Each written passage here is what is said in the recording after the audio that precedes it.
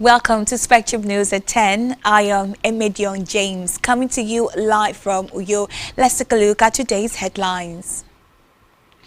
President Tinubu orders immediate ban of raw shea nut export. Residents of Ikodekweri Dam laments deplorable state of road, begs government for immediate intervention. Plus, Trump's 50% tariff on India kicks in as Modi urges self-reliance.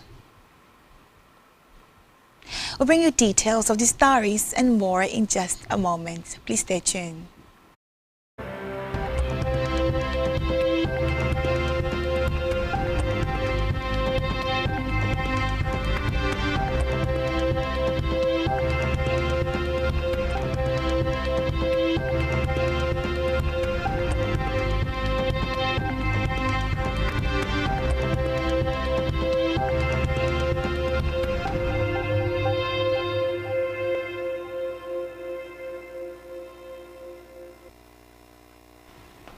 Many thanks for joining us. First in the news this morning is that President Bola Tinubu has approved a 6-month ban on the export of raw shea nuts to boost local processing, protect and grow Nigeria's shea industry. The ban, which is with immediate effect, is subject to review on equally aimed at boosting Nigeria's shea value chain to generate around $300 million annually in the short term. Vice President Kashim Shettima, who announced the president directive during a multi-stakeholders meeting at the presidential villa, called on the federal government and the Federal Ministry of Finance and other relevant government agencies to fast-track enforcement. Speaking on the directive, Shettima said the decision was not an anti-trade policy but a pro-value added policy designed to secure raw materials for the processing factories and enable industry to run at full capacity, thereby boosting rural income and jobs for the people. Away from that, the federal government yesterday opened talks with the leadership of the Academic Staff Union of Universities, Asuu, to avert the disruption of academic activities in public universities nationwide. The meeting continues today ahead of Thursday, the day Asuu directed its chapters to commence strike if the federal government failed to meet its demands for improved welfare of its members and bettered funding of the education sector. The Minister for Education, Tunji Alausa, is leading the federal government team. Recall that Asuu President Chris Piwuna had at a news conference in Abuja expressed displeasure with the challenges including a hostile work environment and the debilitating conditions of service faced by university teachers. He said that the unaddressed status of the 2009 federal government and Asuu agreement, the struggle in state universities and the erosion of university autonomy were not in the interest of the university education system. Still in education, the Nigerian Education Loan Fund, NELFund, has warned that it will sanction tertiary institutions found culpable of fraudulent practices, including falsifying student records, colluding with students to access loans, or failing to refund overpaid funds. This was contained in the latest operational guidelines of the student loan scheme obtained by Newsman. The fund stated that any institution found guilty will be suspended from receiving further disbursement if it contravenes the provisions of the Student Loan Act 2024 or relevant sections of the guidelines. NELFund further noted that disbursements may also be suspended while allegations of misconduct or irregularities are under investigation. However, it clarified that suspension of institutions from receiving funds would not affect existing students already enrolled in the scheme, except in cases involving overpayment or duplicated payments. In a separate development, the Nigerian Railway Corporation (NRC) has suspended train operations on the Abuja-Kaduna route till further notice. NRC Managing Director Kayode Okpeifa announced this while briefing journalists in Abuja hours after the incident. Okpeifa said that some technical staff of the corporation, alongside the Nigerian Safety Investigation Bureau (NSIB) and other relevant agencies, were at the train derailment site to carry out an investigation. He dismissed claims that the trains are not in good conditions and said the refund of the ticket fees has been initiated for all passengers on board. According to Okpeifa, 6 passengers sustained minor injuries and have since been treated. He, however, said the exact number of passengers on board has not been ascertained yet. Back here, as part of his preparations to make the upcoming Yuletide most memorable in Akwa Ibom State, the state governor, Asuu, has given December 2025 for timeline for inauguration of the world-class Ibom Rice Resort project. Governor Ino, who disclosed this when he fielded questions from Government House correspondent, noted that the multi-faceted recreational facility will be managed by a private recreation firm of international standard. Leading a team of investigators on a tour of the resort, the governor said all the necessary operational mechanisms must first be put in place before the facility kickstarts its full operations in December to make a most eventful and exciting Christmas celebration for Akwa Ibomites. Registering his remarks, the Chief Executive Officer and President of Digital Learning Network of Chicago, USA, Thomas Lamena, expressed excitement over the breathtaking aerial view and standard of facilities put up at the resort. Lamena commended Governor Ino for the impressive work done at the former 70 hectares once dreaded gully erosion site, having been transformed to a spectacular world-class tourism and recreation delight. He also assured the governor of his organization's readiness to partner with the state government to promote more development strides of the administration. In the meantime, the Akwa Ibom State Resident Electoral Commissioner, REC, Independent National Electoral Commission, INEC, Obo Efanga, has reaffirmed the Commission's readiness to ensure eligible Nigerians are fully captured in the ongoing voters' registration exercise. Speaking with Spectrum Television, he explained that the exercise is available both online and physically at designated centers, stressing that citizens can begin their registration process through the INEC online portal by filling in their personal details before visiting at a registration center for biometric capturing. He added that those who prefer to register directly can also do so by visiting INEC offices and approved registration centers across the state. The dual process, he said, was introduced to ease access, reduce congestion, and encourage wider participation in the electoral process. Let's take a listen.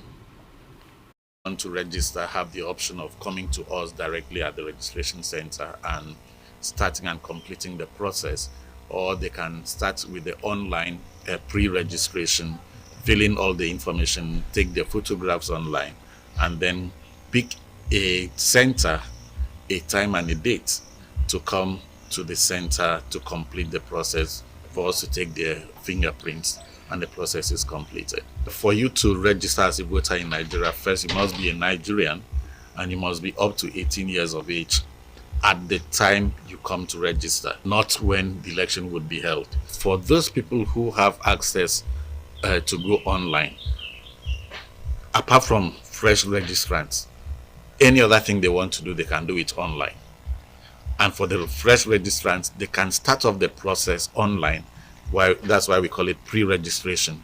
And they only come for us to capture their fingerprints, which makes it shorter for them. So when they come, they don't have to be on the same line with people who are coming to register for the first time.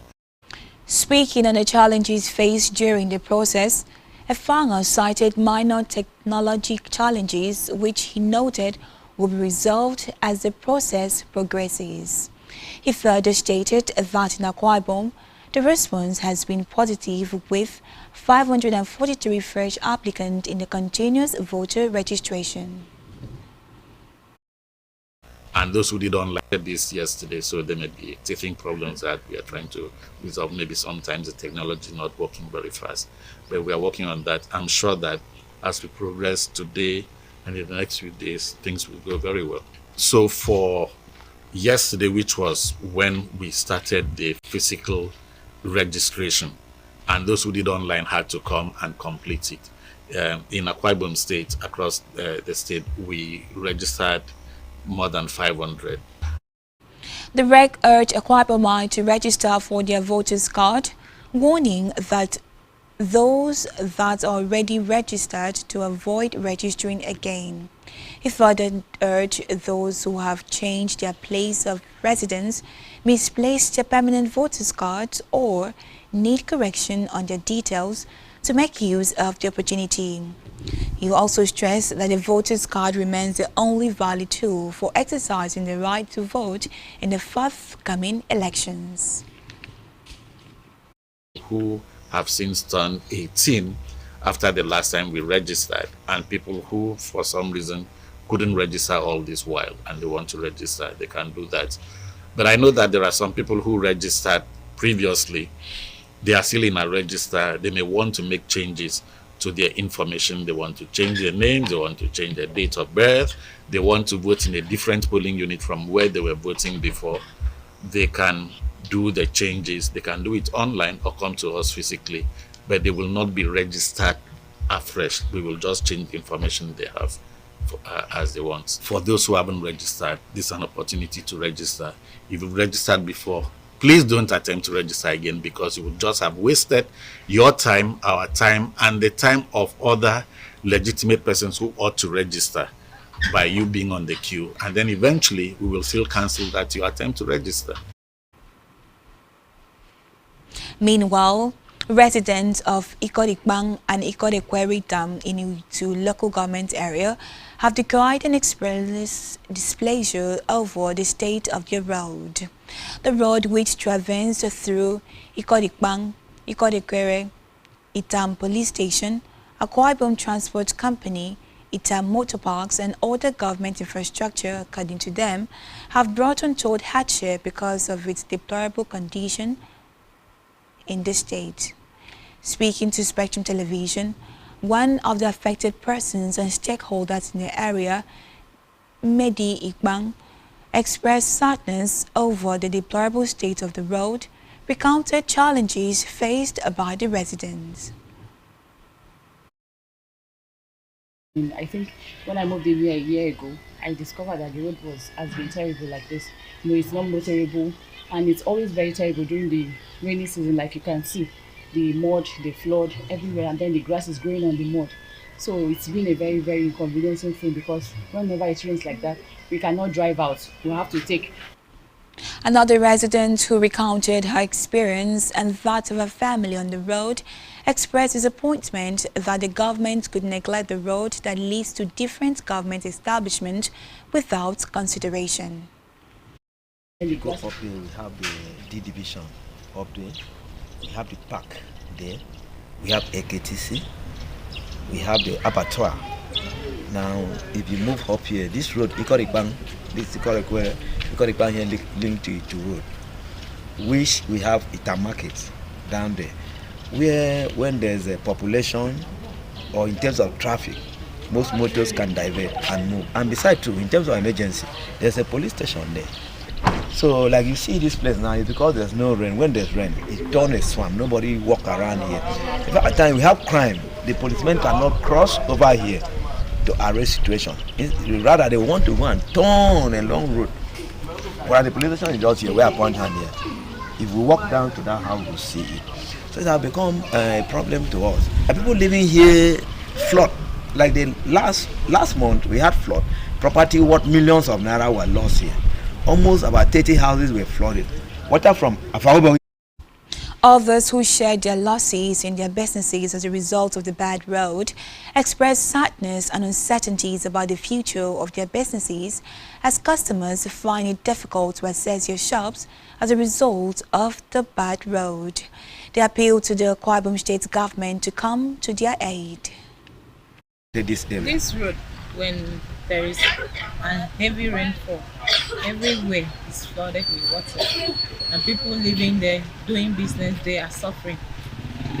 Especially for the business people, I want the government to please come and rescue us, to come and repair the road for us, because we living here, doing business here, are really suffering. Governor Umoino to come and help us repair the road.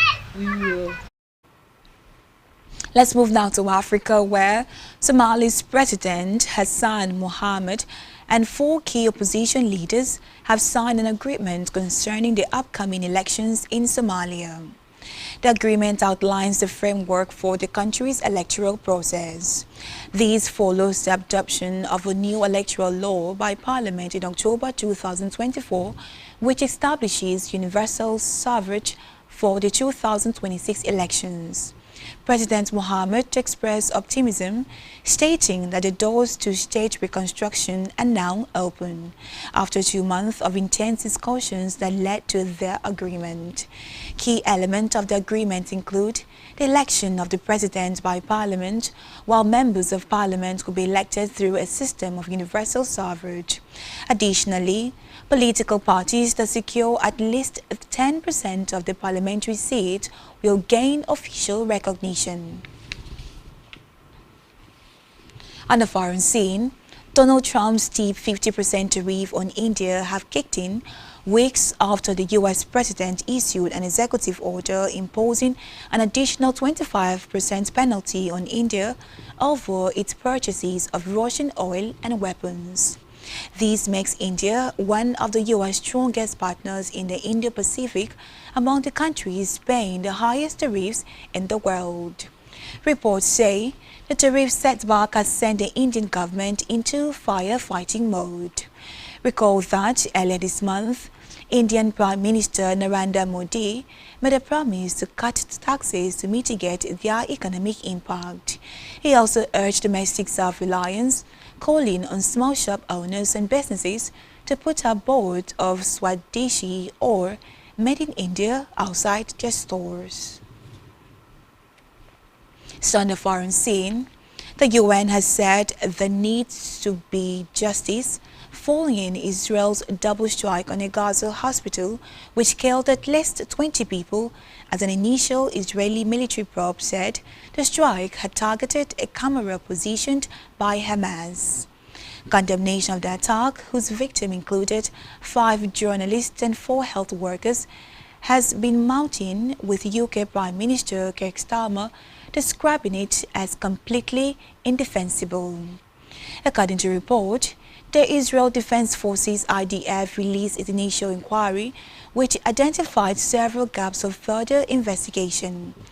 This came as Israelis launched a day of nationwide protests, calling on their government to accept a deal to release the hostages. Still to come in the news. Home Eagles captain Nduka joins Iraqi club. Stay tuned for details of this in just a moment.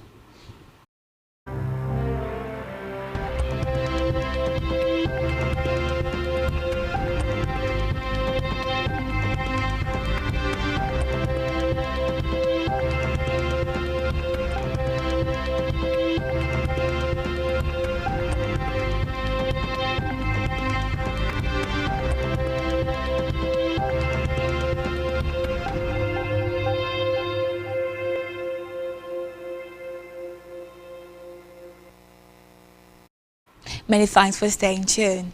On our business news, the federal government of Nigeria has successfully allotted a total of 136 billion naira in its recently concluded 5- and 7-year bond auctions, with marginal rate of 17.9% and 18% respectively. According to the offer document on its website, the new 5-year federal government August 2030 bond and the 7-year federal government June 2032 bond were auctioned on August 25, 2025 and are set to settle today. According to the Debt Management Office, the range of bids for the 5-year bond was between 12.5% and 21.5%, while bids for the 7-year bond ranges from 15% to 22%. Successful bids were allocated at a marginal rate of 17.9% and 18% respectively.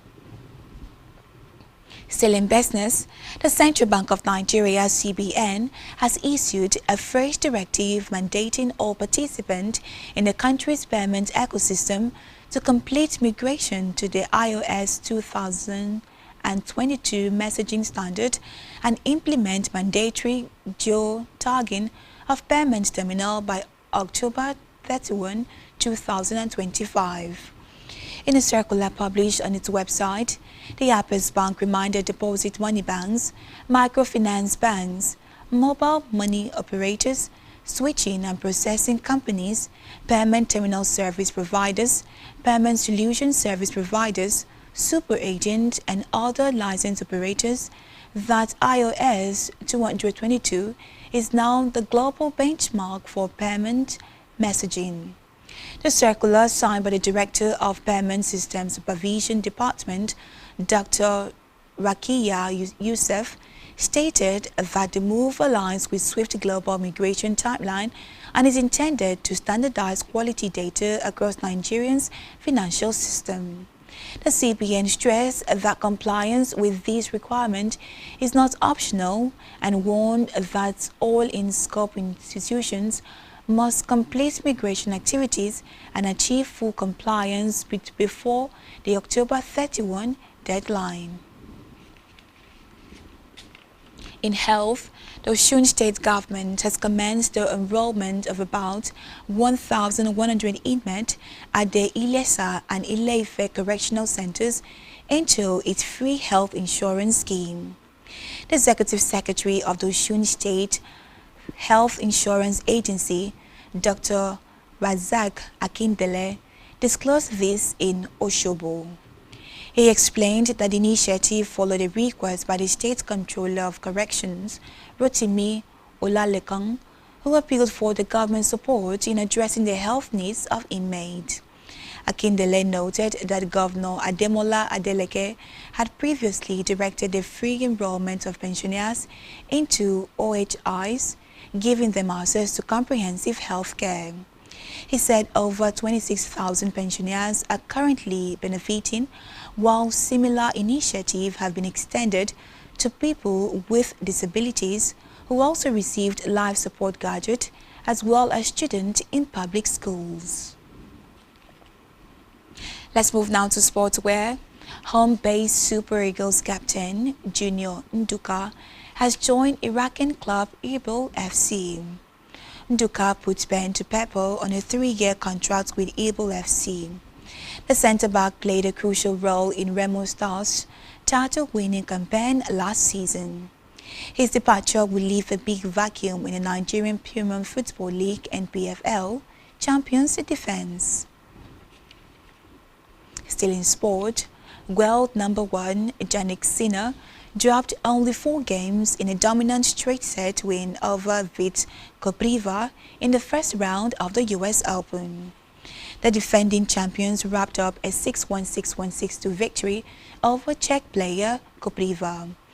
She is ranked 89th in the world in 1 hour and 38 minutes on Arthur Ashe Stadium.